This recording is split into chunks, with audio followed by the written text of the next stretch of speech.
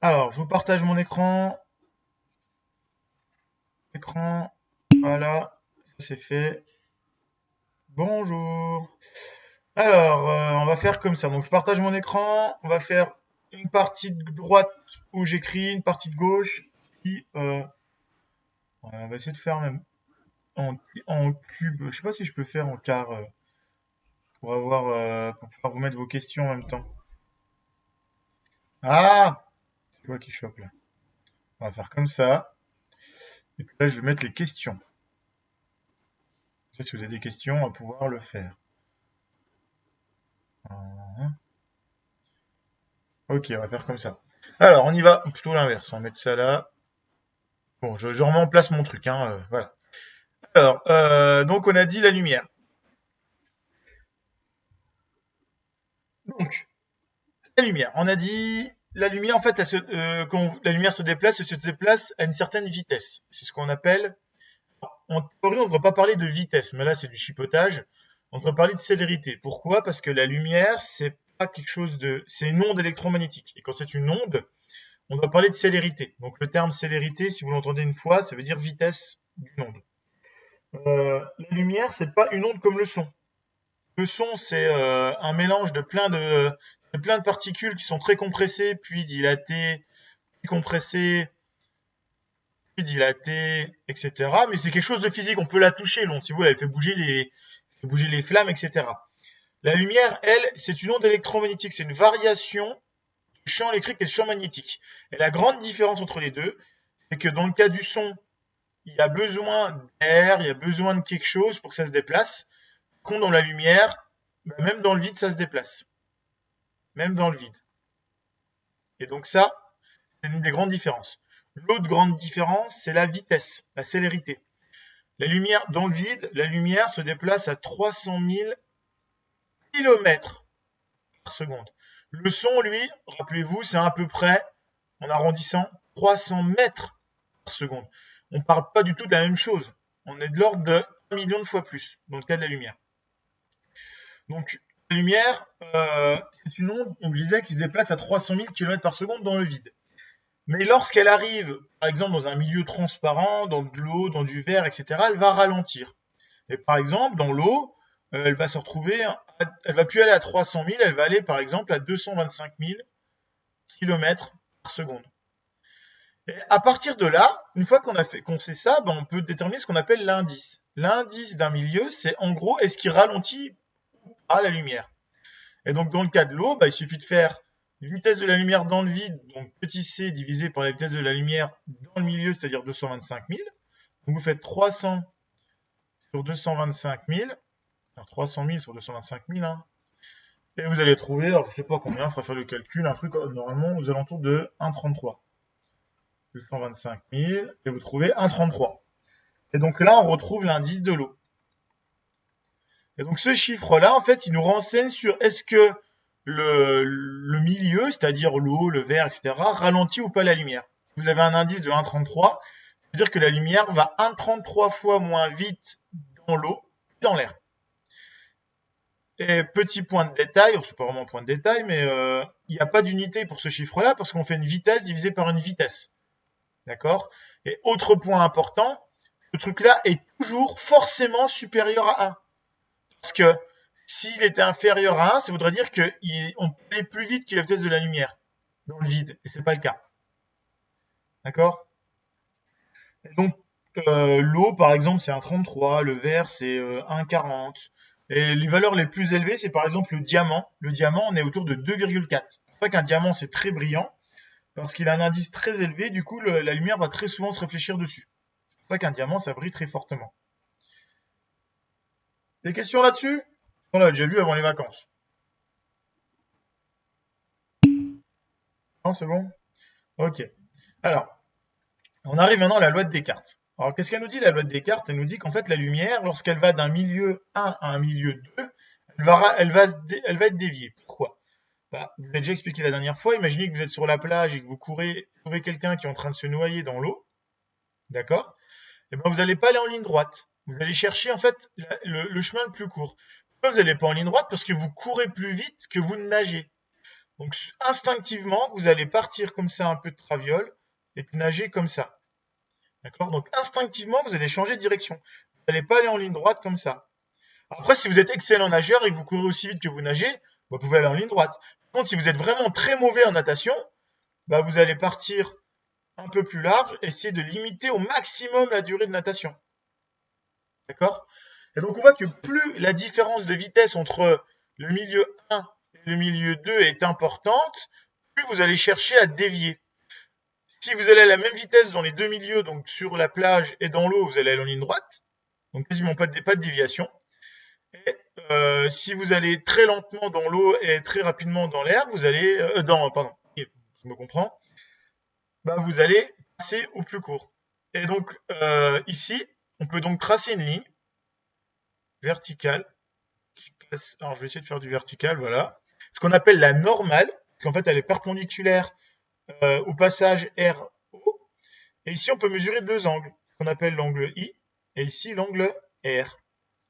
Et lorsqu'on écrit ça, on sait que l'indice de dans 1, pour le cas de l'exemple là, ce serait la vitesse de l'air, fois sinus, enfin la vitesse de course, pardon, sur Terre, est égal à N2 fois sinus R. Moi j'ai noté I1 et I2 dans le cours, mais ça ne change rien. D'accord? On va prendre un exemple, parce qu'il n'y a que comme ça que vous comprenez. Ne vous inquiétez pas, de toute façon, tout est enregistré, hein, donc si vous n'avez pas suivi un truc ou que vous voulez revoir un truc, on peut le refaire. Alors imaginons qu'on prenne un verre d'eau. Ok, ensuite je reprends ici ce truc-là, on va mettre de l'eau dedans.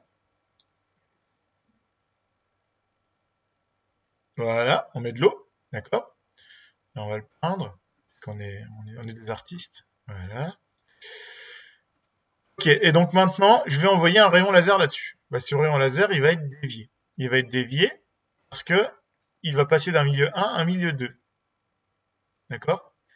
Et pour savoir quelle déviation on va avoir, il faut s'occuper de la normale. Donc la normale, c'est la droite qui passe ici est perpendiculaire au système, ou à ce qu'on appelle à l'interface. L'interface, c'est passage air-eau. Donc là, on est dans l'air, et là, on va dans l'eau. Et l'indice de l'air, pour rappel, il vaut 1. Ah, c'est à peu près 1. En fait, en réalité, c'est 1,01. On va pas commencer à chipoter, c'est 1. Et l'indice de l'eau, c'est 1,33. Imaginons que je vous donne l'angle ici, I, et I, je vous dis, il vaut 37 degrés. Et je vous demande que vaut l'angle R. Donc, je vous laisse un petit peu chercher, 30 secondes, et puis on corrige.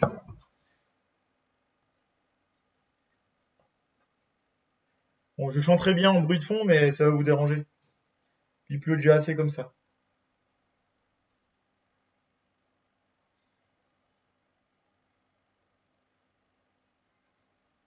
Je fais le calcul de mon côté, comme ça, on a directement la réponse, puis après on corrige.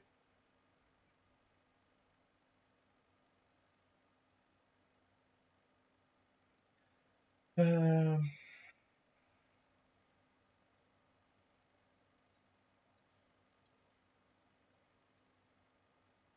On est bon? On a trouvé quelque chose?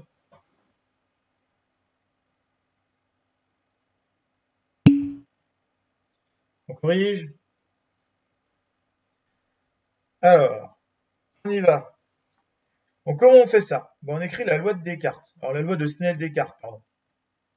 Donc, c'est N1 sinus, bon, on va appeler I1, c'est pareil, hein, égale N2. Alors, on va mettre I plutôt, on va pas commencer à changer, sinon vous allez être perdu. C'est la même chose, hein, que j'écrive I1 ou I, et c'est la même chose, c'est juste une façon d'écrire. N2 fois sinus R. R pour rayon réfracté, d'accord? Quand il est dévié, il est réfracté. Alors, comment on fait ça? On commence par ce qu'on connaît. Milieu 1, c'est l'air. Donc N1, ça vaut 1. Donc j'écris 1. Sin I, c'est 37. Bah non, sinus I, c'est sinus de... Bon, on va voir. Sinus 37, effectivement. Ah oui, c'est ça que tu veux, oui. Donc I, c'est ce qu'on avait, c'est sinus 37, effectivement. I, c'est bien 37. Donc, je remplace sinus 37. Égale, N2, je le connais, c'est l'indice de l'eau. Que je vais dans l'eau, c'est 1,33. Fois sinus R. Et moi, je cherche ce truc-là. Je cherche pas sinus R, je cherche R. Donc, comment on va faire ça? Déjà, on va balancer le 1,33 de l'autre côté. Donc, on se retrouve ici avec du sinus R est égal à sinus 37 sur 1,33. Alors, je vais juste faire un peu d'espace. Si vous n'avez pas noté, c'est pas grave, hein, je vous rappelle, c'est en ligne de toute façon. On va juste nettoyer un petit peu tout ça, parce que c'est le bordel. Donc, on reprend là. C'est pas pratique.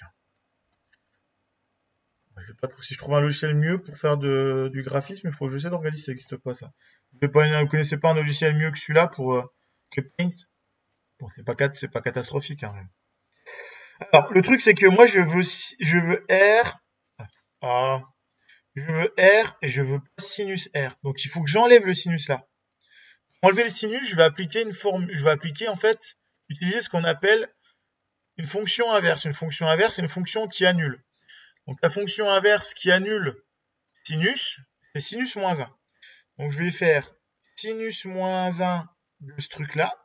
Donc, si je fais sinus moins 1 à gauche, je suis obligé de faire sinus moins 1 à droite. Une fonction sur une calculatrice. Et donc, sinus moins 1, ça va annuler le sinus là, et je me retrouve avec R est égal à sinus moins 1 de, entre parenthèses, sinus 37 sur 1,33. Et en faisant ce calcul-là, je tape sur ma calculatrice, 26,9. Donc environ 27 degrés. Est-ce que moi qui avais trouvé ça?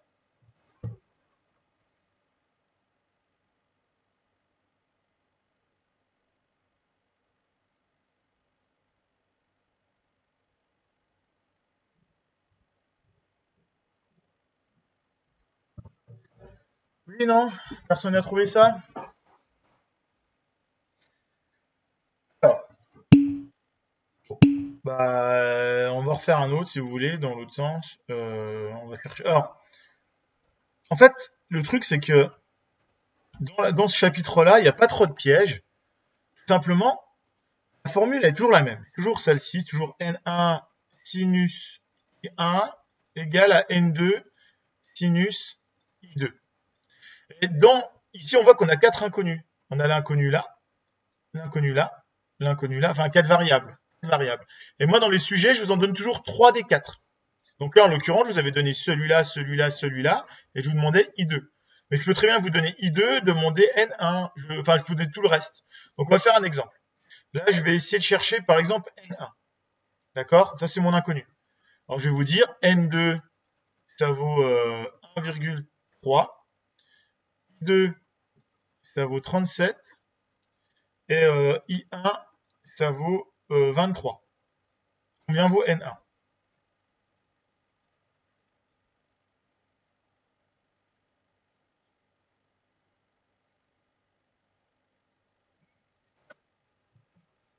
Et je vais chercher 30 secondes. Celui-là, c'est facile pour le coup.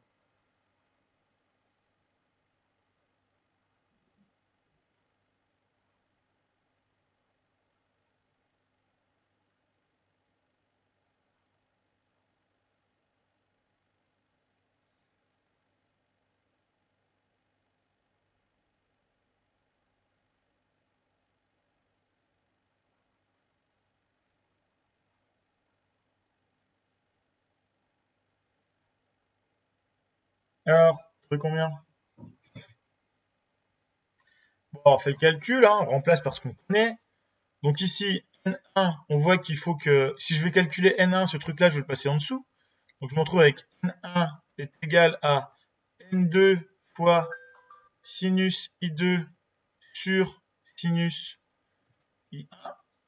Donc N2, on a dit ça vaut 1,3, donc on écrit 1,3 fois sinus I2, ça vaut 37 sur sinus 23. Alors faites attention, ici, là on est bien en degrés, donc faites attention de ne pas être en radian sur vos calculatrices. Ça peut être ça l'erreur. Mais vu que je n'ai pas trop manipulé les radians encore cette année en maths, Normalement, il n'y a pas trop de soucis. Enfin, par défaut, les calculatrices, elles sont radians. Et donc, on va trouver un indice de 2. N1 est égal à 2.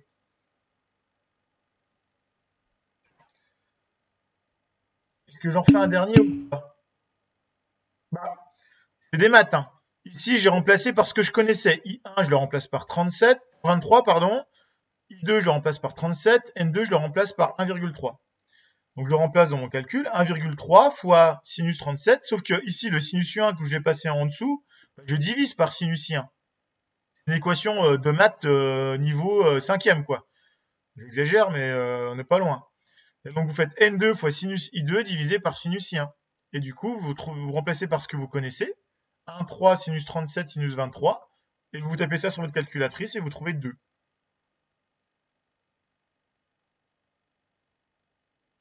On en refait un autre? Allez, on en refait un autre. C'est 2, on va mettre 2,002.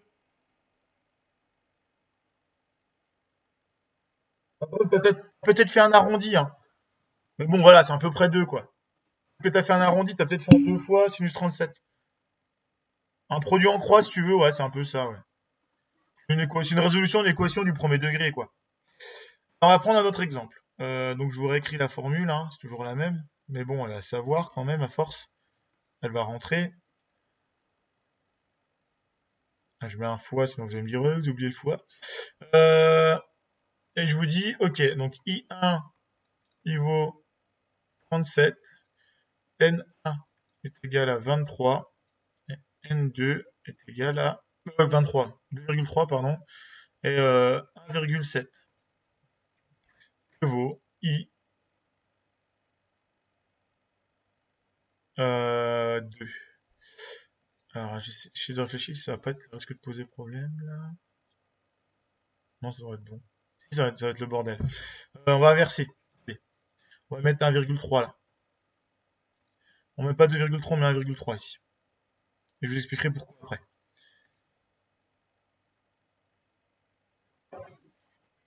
Allez, c'est parti.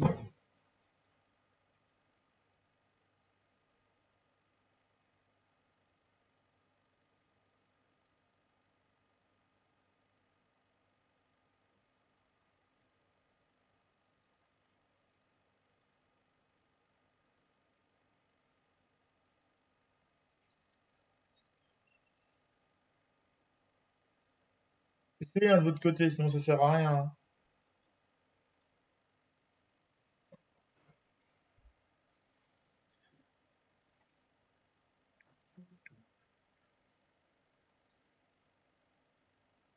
Allez, encore une minute ou deux.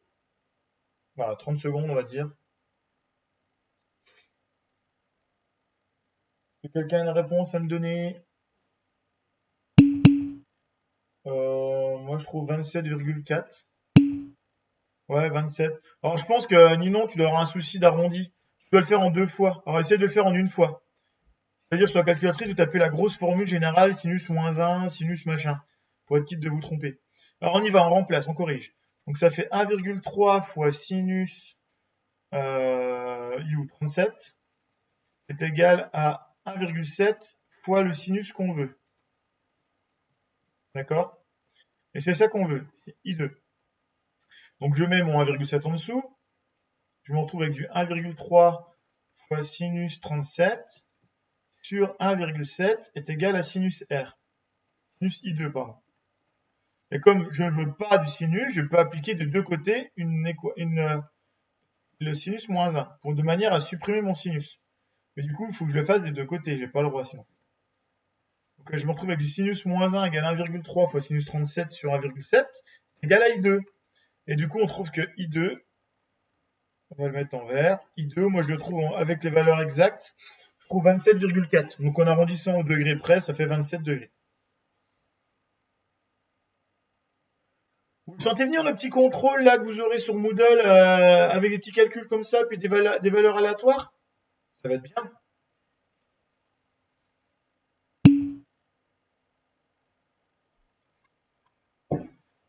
Maintenant que j'ai trouvé comment faire des contrôles sans triche, on va bien s'amuser. Bon, on est bon? Alors, le truc. Maintenant, imaginons qu'on prenne une situation un peu identique. On va prendre une autre situation, mais on va faire le même type de calcul. On prend une piscine, d'accord, avec de l'eau dedans. C'est mieux. Ici, on va mettre une lampe. On va mettre une lampe ici au bord de la piscine, d'accord, qui va éclairer la piscine. On la met en hauteur. Ce qui fait que la lumière, elle va faire ça. Et moi, je voudrais savoir qu'est-ce qui va se passer pour la lumière. Le calcul après. On va refaire un avec la lumière.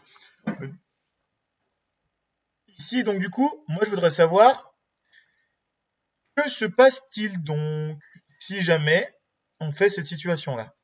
Parce que si on fait cette situation-là, imaginons que la lumière ici, elle arrive avec un angle de 57 degrés. Donc ici, on a l'indice de l'eau, c'est 1,33. Pour rappel, et l'indice de l'air, c'est 1. Calculez-moi l'angle de sortie. Donc on calcule ensemble l'angle de sortie pour ne pas perdre trop de temps, parce qu'on a déjà fait 3 fois. Donc on fait N1, c'est l'air. Du coup, là, N1, on est d'accord que c'est l'eau, puisqu'on était dans l'eau au début. Et N2, c'est l'air. Donc on va du bas vers le haut. N1, c'est toujours le milieu dans lequel on est. N2, c'est le milieu dans lequel on va. Donc j'applique ma formule, ça fait 1,33 fois sinus 57 est égal à 1 fois sinus 2. L'angle de sortie là. D'accord? Et on fait le calcul. Alors, on tape sur une calculatrice. Donc j'annule le sinus, hein. Je le refais doucement. Donc là, le 1, il s'en va. Le sinus, je l'annule. Donc on met le 1 en dessous. Le sinus, je vais l'annuler avec arc sinus et je me retrouve avec la formule là, sinus moins 1 de 1,33 fois sinus 57 sur 1 est égal à I2. Et là, vous tapez ça allègrement et avec joie sur votre calculatrice. Sinus 57. Oula. Insérer. Clic. Je peux essayer d'aller moins vite si tu veux.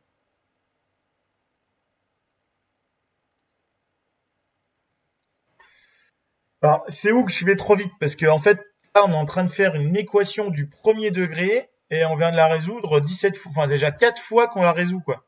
Il y a un moment, je peux pas aller beaucoup moins vite que ça, quoi. D'accord? Notre inconnu, là, c'est I2. Je l'isole en mettant le 1 de l'autre côté en divisant par 1. Donc je retrouve 1,33 fois sinus 57 divisé par 1 égale sinus I2. Mais comme je ne veux pas le sinus I2, je veux I2 tout seul, il faut que j'enlève le sinus. Et pour enlever le sinus, j'utilise la fonction sinus moins 1 de ma calculatrice, qui supprime le sinus, côté du I2. Mais si je l'ai supprimé du côté du I2, il faut aussi que j'applique la fonction de l'autre côté, sinon c'est de la triche. C'est plus des maths. Et du coup, bah, j'applique la formule. Sauf que si vous faites ça sur une calculatrice, vous avez un beau message d'erreur. Et pourquoi vous avez un message d'erreur dans cette situation-là? Parce que, en fait, plus vous allez aller ici, plus vous allez augmenter l'angle, plus l'angle là va être grand. Sauf que là, on est dans une situation où on va d'un indice grand à un indice plus petit. Et quand on est dans cette situation-là, en fait, il arrive un moment où l'angle est tellement grand que le rayon de sortie, en fait, il a un angle plus de 90 degrés. Concrètement, ça veut dire quoi? Ça veut dire que dans la vie de tous les jours, si vous faites ce type de graphique, et ben en fait, la lumière, elle va pas traverser du tout. Il n'y a rien qui va traverser au-dessus, tout va rester en dessous. Aïe, c'est pas ça que je voulais faire. D'accord? La lumière va rebondir. Pourquoi elle va rebondir? Parce qu'on a dépassé ce qu'on appelle l'angle limite, que j'expliquais dans le cours la dernière fois. Que, alors, le mieux, c'est que je vous trouve une petite animation. Animation, réfraction.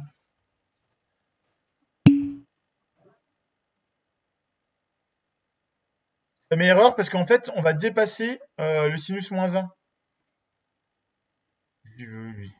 Non, je veux pas empêcher les sites. C'est pas là-dedans. Alors, en fait, non, la valeur qu'on trouve, elle dépasse. Non, je sais plus comment on fait pour autoriser. Oui, bah je sais bien, mais il n'y en a pas un autre. Attends. Loi de la réfraction, on va faire celui-là. Ouais, alors c'est quoi le truc? Non, elle sortira pas de l'eau. Alors ça arrive alors, parce que je vous explique. Par exemple, là, quand on est dans le cas là, si mon œil, alors voilà, si mon œil, je le mets plus bas, plus haut, on voit que ici, l'angle I2, il vaut une certaine valeur. Alors, je sais pas si elles sont affichées les valeurs. Oh, il est pas terrible ce site. Donc, tiens, on les voit. Donc ici, si on part comme ça, vu que je vais d'un truc à un indice petit à un indice grand, hein, qu'est-ce qu'il fait lui? Ah non, c'est nul. Pardon. On va trouver une autre qui marche mieux. Ah, je sens que ça va être une catastrophe. On peut plus les bloquer. Ah, c'est vrai qu'ils ont bloqué tous les. C'est chiant. Celui-là marchera? Je sais pas. Elle marchait avant celle-ci. On va voir. Ok, celle-ci elle est bien. Alors, je la connais. Alors, tac, tac, tac, tac, ici. Ici, donc le laser. Si je pars d'un indice petit, donc là je suis dans l'air, je vais dans l'eau. Quand je mets un grand angle, ici, l'angle en sortie, il est un peu plus petit. Même si je mets un angle très grand, ici, donc je vous rappelle que c'est toujours par rapport à la normale, hein. L'angle très grand ici, l'angle incident il vaut 85 degrés, en sortie, l'angle il est plus petit. Donc aucun souci, j'aurai toujours de la lumière qui rentre. Elle est déviée, mais elle rentre quand même. Maintenant, si je fais l'inverse, si je mets dans l'eau, je mets dans l'eau, je pars la lumière du haut vers le bas. Quand je vais augmenter l'angle ici, je vais par exemple ici avoir 18 degrés d'angle incident. Bah, cet angle en sortie, je vois que j'ai plus parce que je vais d'un indice grand à un indice petit. Donc ici, l'angle de sortie est plus grand que mon angle d'entrée. Ce qui fait que quand je vais augmenter mon angle d'entrée, bah, plus je vais l'augmenter, plus l'angle de sortie va être grand. Et il arrive un moment où, par exemple là, quand je suis à 42 degrés à peu près, on voit que l'angle de sortie il est quasiment à l'horizontale. Donc là, on arrive à un angle de réfracté de 90 degrés carrément. Et donc 90 degrés, c'est l'angle maximal que je peux atteindre. Et au-delà de 90 degrés, en fait, toute la lumière, elle reste dans l'eau, elle rebondit, elle revient dans l'eau. Et c'est ce que je vous montrais dans le cours. Attendez, je vais laisser le truc là parce que je vais vous évoquer dessus.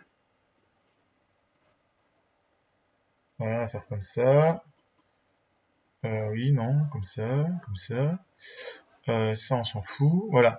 C'est ce que je disais dans le cours ici. Je vous ai pris l'exemple de ça. La photo que j'ai prise, en fait, on voit qu'on voit là, c'est le fond de l'aquarium, en fait. On voit que la lumière, elle rebondit et le fond de l'aquarium, on le voit comme dans un miroir. Ce phénomène-là, vous pouvez le voir quand vous allez à la piscine. Si vous mettez des lunettes de plongée à ras de l'eau, vous allez voir, ça fait comme un miroir, vous voyez le fond de la piscine. Vous voyez pas ce qui se passe au-dessus de la piscine. D'accord? Et donc là, dans le cas de l'eau, le cas de la piscine que j'ai pris exprès de l'exemple là de la piscine, c'est dans une piscine, très souvent, les lumières qu'on met, on les met assez hautes dans la piscine, de manière à ce que quasiment toute la lumière rebondisse et reste dans la piscine. C'est pour ça que ça fait cet effet un peu le soir bleu, et que la lumière, elle est vachement diffuse dans l'eau. On fait pas comme un spot qui va en l'air, on a l'impression que toute l'eau est bien éclairée. Bah, c'est grâce à ce phénomène-là. On s'arrange pour que la lumière, on la mette la plus haut possible dans la piscine, de manière à ce qu'elle soit pas réfractée, qu'elle sorte pas de la piscine, qu'elle reste dans l'eau. Ça fait un effet assez sympa. D'accord? Alors, c'est arc sinus. Oui, c'est pareil. Arc sinus ou sinus moins 1, c'est la même chose. Ça dépend des calculatrices. Alors, ce phénomène-là, évidemment, on l'utilise pas que pour la beauté du truc, hein. Il y a intérêt, et l'intérêt principal de ce truc-là, c'est la fibre optique.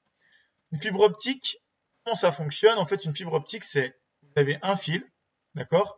Et dans ce fil, vous avez une deuxième gaine, ça c'est la gaine, et au centre, vous avez un autre truc.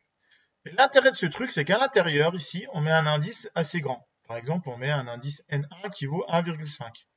Et en sortie, ici, on va mettre un indice dont la gaine à l'extérieur, donc ici et ici, on met un indice plus petit qui vaut par exemple 1. Et quand vous allez envoyer un laser là-dedans, ben, en fait, on va se retrouver exactement comme dans l'eau. Le laser, il va taper ici, mais l'angle ici, il est trop grand. Donc du coup, le laser, il rebondit, etc., etc., etc. Et donc, en faisant ça, ben, vous pouvez faire envoyer un rayon laser dans un tube, et ce rayon laser, il va rester dans le tube. Et ça, c'est génial pour envoyer des informations. D'accord? Ça, c'est les anciennes fibres optiques. Les nouvelles fibres optiques, maintenant, ce qu'on fait, c'est que en fait, on va pas mettre deux milieux différents. On va mettre en fait un gradient, enfin, comment dire, un dégradé. Plus vous allez vous éloigner de là, plus l'indice va être de plus en plus petit. D'accord? Donc en fait, il faut une sorte de mélange. Et plus on va vers là, indice de plus en plus petit. Donc au centre, on a un indice élevé et à l'extérieur, on a des indices petits. En fait, ce qui va se passer, c'est qu'il va y avoir plein de micro-réfractions. En fait, le signal lumineux va faire comme ça.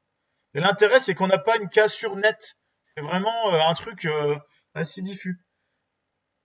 D'accord? Et du coup, grâce à ça, on va pouvoir transporter de la lumière. Et même si votre fil il est tordu, bah, la lumière, elle va rester dans le fil. Et ça, c'est génial. C'est la principale utilisation dans la fibre optique. Alors, dans la fibre optique, la fibre optique, c'est utilisé aussi en médecine. Par exemple, la fibroscopie, c'est un tuyau qu'on vous rentre dans le corps pour aller voir des organes en particulier. Et sauf que bah, souvent, c'est pas en ligne droite, quoi. Il faut prendre des virages, etc. Et du coup, bah, l'intérêt de la fibre optique, c'est que ça permet de regarder tout ça en virage. Donc la lumière, elle va suivre la fibre optique pour que ça soit étudié au final. On peut vous mettre une grosse caméra dans le ventre, par exemple. C'est pas très pratique. Des questions là-dessus? Donc ça, ce phénomène-là de réflexion totale, lorsqu'il n'y a plus réfraction, c'est vraiment dans le cas particulier où on va d'un indice grand à un indice petit. Donc si par exemple vous envoyez de la lumière dans un diamant, bah, la lumière en fait qui rentre dans le diamant, elle va y rester, elle va rebondir plein de fois. C'est pour ça qu'un diamant est extrêmement brillant. Parce que comme l'indice de diamant est très élevé par rapport à l'air, eh ben, il va y avoir plein de réflexions dans le diamant avant que la lumière puisse sortir. La lumière, en fait, elle sortira au moment, par exemple, une fibre optique, si vous la tordez de trop, c'est le même problème. Une fibre optique, si vous la tordez de trop. Non. On va faire comme ça, un pinceau. Imaginons qu'on prenne une fibre optique, qu'on veut la tordre de trop. Donc, je vais essayer de faire la gaine centrale. Ah, la gaine extérieure. Oh, ouais, c'est pas trop mal. Je m'en sors pas mal. Oula, là, c'est le carnage. Ok. Bah, si vous avez de la lumière là-dedans, au début, la lumière, elle va bien rebondir, pas de souci. Tac, tac, tac, tac. Mais si vous la tordez trop, votre truc, la lumière ici, elle va arriver avec un angle trop petit. Et donc, une partie de la lumière va sortir. D'accord? Et du coup, cette partie-là qui part, bah, elle est perdue. Elle est perdue, et du coup, ça nous intéresse pas. Nous, on veut pas que la lumière elle sorte. C'est pour ça que la fibre optique, faut jamais trop la tordre. Quand les mecs qui viennent installer la fibre optique à la maison, ils la tordent, mais pas des gros angles. Ils disent, bah ouais, on va essayer de la tordre, il faut la tordre, ils font un angle assez doux. Trop violent. On est bon là-dessus? Des questions? Ce qu'on appelle un effet miroir, voilà ce que j'ai marqué dans le cours. Ah, c'est une grosse partie. Ok, alors on enchaîne. Ah, la lumière, je disais, donc ça c'est la lumière. La lumière est constituée d'une onde électromagnétique, c'est-à-dire une onde, pour rappel, c'est un truc qui varie comme ça. Sauf que nous, on n'est pas capable de voir toute la lumière. Par exemple, les infrarouges, je vous ai déjà montré en cours, on ne peut pas voir les infrarouges. Les infrarouges d'une télécommande, on ne peut pas les voir. Par contre, une caméra peut les voir. De même que les abeilles voient des fois un peu les UV, etc. Nous, on ne les voit pas. Et nous, on voit les couleurs qui vont du rouge au violet. Et chacune de ces couleurs est définie par une longueur d'onde. Et quoi une longueur d'onde? C'est la distance entre deux vagues. Ça veut dire, par exemple, que le rouge, il va y avoir une grande distance entre deux vagues. Le violet, il va y avoir une très courte distance entre deux vagues. D'accord? Cette distance entre deux vagues, ici, c'est ce qu'on appelle la longueur d'onde. Et la longueur d'onde, par exemple pour le rouge, elle vaut à peu près 700 pardon, nanomètres. Voilà, alors, oui, 400 nanomètres, j'écris ça. Donc, en dessous de 400 nanomètres, nous, on ne voit pas, et c'est ce qu'on appelle les UV, les ultraviolets, en dessous de 400 nanomètres. Et au-dessus de 700 nanomètres, nous, on ne voit pas non plus, c'est ce qu'on appelle les infrarouges au-dessus. D'accord? Et donc, nous, notre œil, il est capable de voir entre 400 et 700 nanomètres.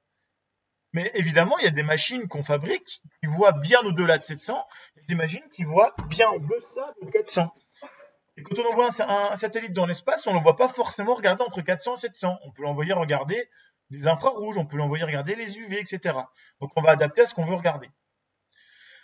Donc, nous, notre œil est capable de voir entre 400 et 700. D'accord? Et ça, c'est un truc très utile. Alors, vous allez me dire quel est le rapport avec ce qu'on vient de faire avant? Bah, le rapport, il est le suivant. Si vous envoyez de la lumière blanche, vous l'avez vu au collège, c'est la somme, en fait, c'est plein de longueurs d'onde différentes. Et quasiment toutes les longueurs d'onde possibles qui vont de 400 à 700. En fait, il y a une infinité de longueurs d'onde. D'accord? Le truc, tout à l'heure, je vous ai dit, l'eau, par exemple, son indice, c'est 1,33.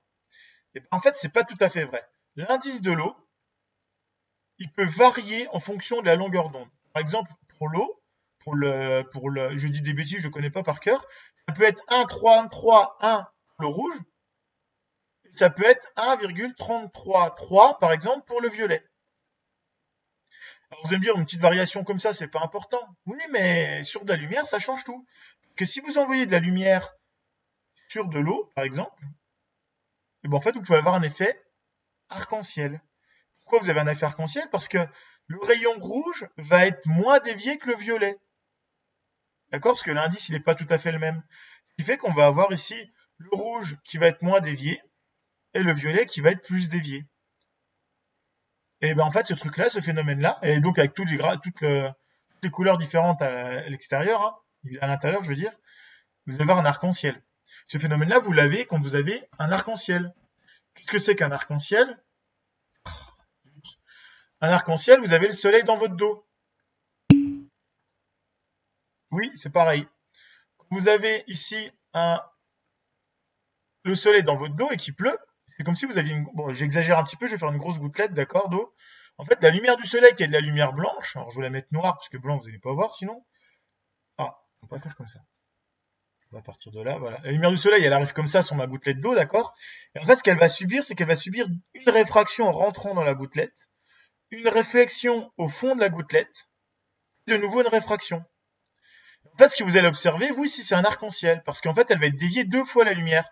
Vous allez avoir le rouge, le violet au-dessus, et avec aussi tous les intermédiaires ici au milieu, etc. Vous allez avoir un arc-en-ciel dans le ciel. Mais pour que vous ayez un arc-en-ciel, il faut avoir la lumière du soleil dans le dos. D'accord? On va pas rentrer dans le détail, c'est assez compliqué, mais voilà en gros ce qui se passe. Et donc ce qu'il faut que vous reteniez, c'est que nous sommes capables de voir toutes les longueurs d'onde entre 400 et 700, et que ces longueurs d'onde, lorsqu'on les envoie par exemple dans du verre, dans du truc, elles sont déviées de manière différente. Et donc c'est génial comme truc parce qu'on va pouvoir analyser la lumière. Je m'explique. Le soleil, en fait, quand vous avez une ampoule chez vous, une ampoule classique, vous avez les vieilles ampoules avec le filament dedans là. En fait, on envoie du courant dans le filament et le filament va chauffer très fort et donc il va envoyer un arc-en-ciel continu de couleurs. En fait, il envoie toutes les couleurs possibles et imaginables. Maintenant, si vous prenez un tube néon c'est quoi? Bah, c'est par exemple, comme son nom l'indique, avant c'était du néon. C'est du néon dans lequel on fait passer du courant. Donc en fait, on va chauffer un gaz. Et bah, au lieu d'avoir tout un arc-en-ciel de couleurs, si vous faites ça avec du néon, vous allez avoir une bande rouge, une bande verte, une bande orange, une bande bleue, etc. avec une bande violette à la fin. Et donc nous, notre cerveau, il fait la somme de tout ça. Et la somme de tout ça, ça fait à peu près du blanc. C'est pour ça qu'un néon paraît un peu blanc. Mais c'est pas tout à fait du blanc. C'est pas tout à fait du blanc parce qu'il lui manque plein de couleurs. En fait, il n'émet que certaines longueurs d'onde. Et ça, c'est vrai pour tous les gaz. Les gaz, lorsque vous les chauffez, ces gaz, ils émettent que certaines longueurs d'onde. Ils émettent pas toutes les couleurs, ils émettent que certaines longueurs d'onde. Pour avoir un truc qui émet toutes les longueurs d'onde, il faut un objet très chaud. Par exemple, je vous dis, une ampoule. Quand vous faites un barbecue, les braises, elles émettent de la lumière, c'est de la lumière continue, toutes les couleurs. Dès qu'on fait chauffer un gaz, ça n'émet que certaines couleurs. Alors vous allez me dire, qu'est-ce qu'on s'en fout? Eh ben en fait, c'est super utile. Pourquoi c'est super utile? C'est par exemple, vous êtes un astronome, vous trouvez une nouvelle étoile et vous ne savez pas de quoi elle est constituée. Et ben, vous allez regarder cette étoile là qui brille dans le ciel et vous allez récupérer sa lumière. Et cette lumière, vous allez la faire passer dans un prisme. Un prisme, c'est un bout de verre. D'accord?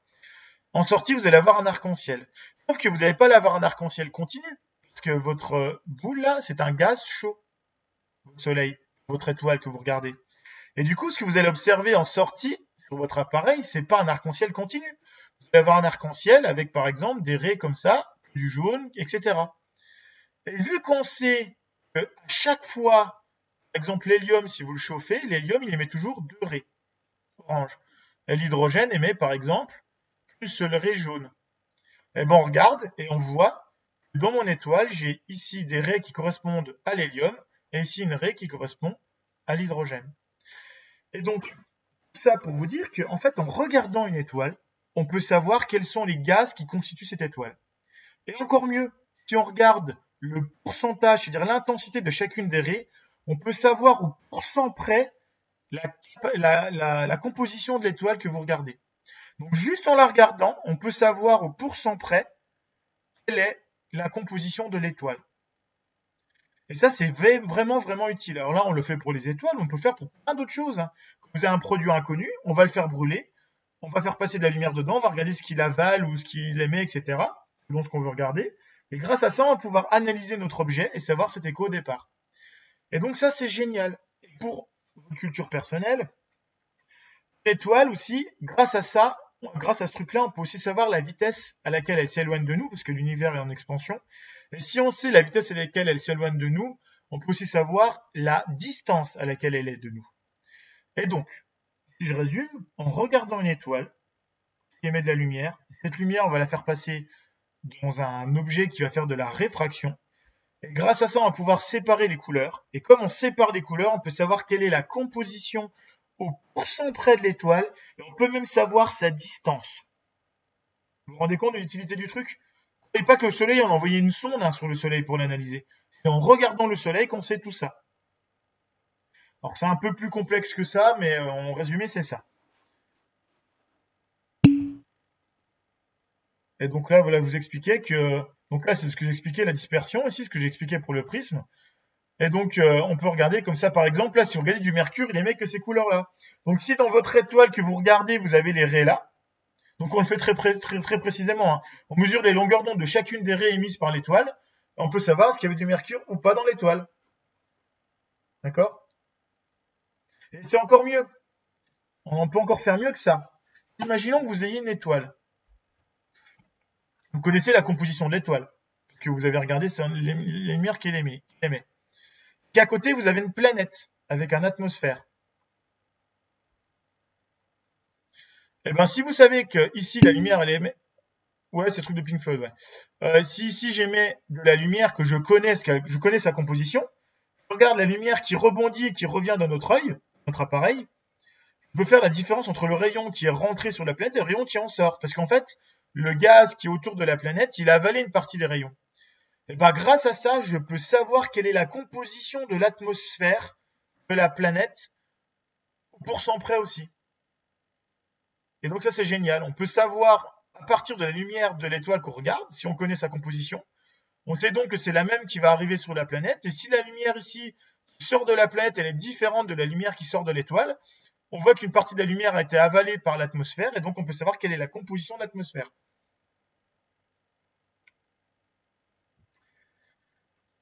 C'est bon? Des questions là-dessus? On vous en montre pas beaucoup plus cette année sur ça. Ok.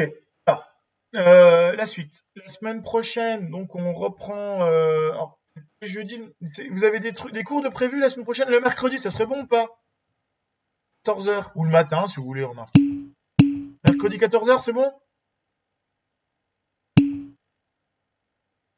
Toutes les secondes? Ok. Euh, mardi, c'est bon? Jeudi, je peux pas, j'ai déjà cours aussi. Ou le matin, je m'en fous, hein, le matin. Mardi, non, j'ai une autre seconde. Bah, quand vous voulez. En première, en terminale, il y a de la physique dans le tronc commun, dans l'enseignement scientifique. On n'ira pas aussi loin. Le matin, bon, bah, l'après-midi, bah, sinon, moi, je donne un cours lundi. Bah, mardi, ça serait bien. Ou mercredi. Mais si vous pouvez pas mercredi, si vous avez cours, jeudi, je peux pas. Mardi, ouais, c'est possible, mardi. Ah, mais décidez-vous. Vendredi, c'est férié pour info.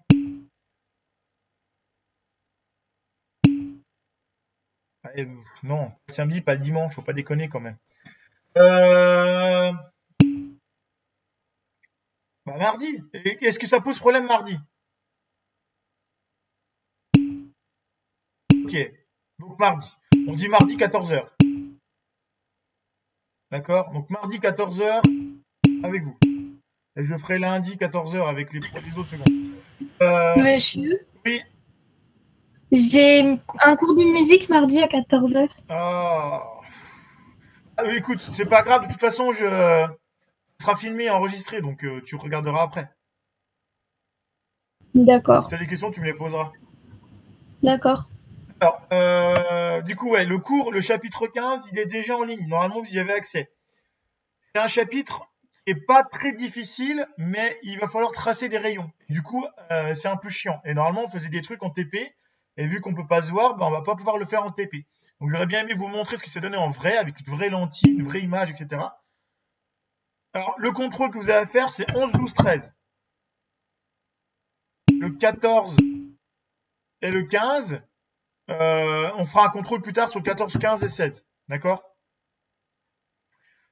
Mais pour l'instant, là, le contrôle, vous avez jusqu'à lundi pour le faire, jusqu'au 4. Donc, attendez pas le dernier moment, parce qu'encore pour rappel, j'ai été regardé tout à l'heure, vous n'êtes même pas un tiers à l'avoir fait. Donc, il va falloir vous bouger un petit peu. Le contrôle est jusqu'au 4 sur le chapitre 11, 12, 13. Le chapitre 15 est en ligne, donc je vous demande juste de le regarder pour mardi prochain, du coup. Et je répondrai à vos questions si vous avez des questions sur le chapitre 14. Donc, je recommence. Mardi 14h, je vais l'écrire. Quel compte? Mardi 14h, on fait cours sur le chapitre 15 et on fait je réponds à vos questions sur le 14, si vous en avez. Si vous en avez pas, bah on avance.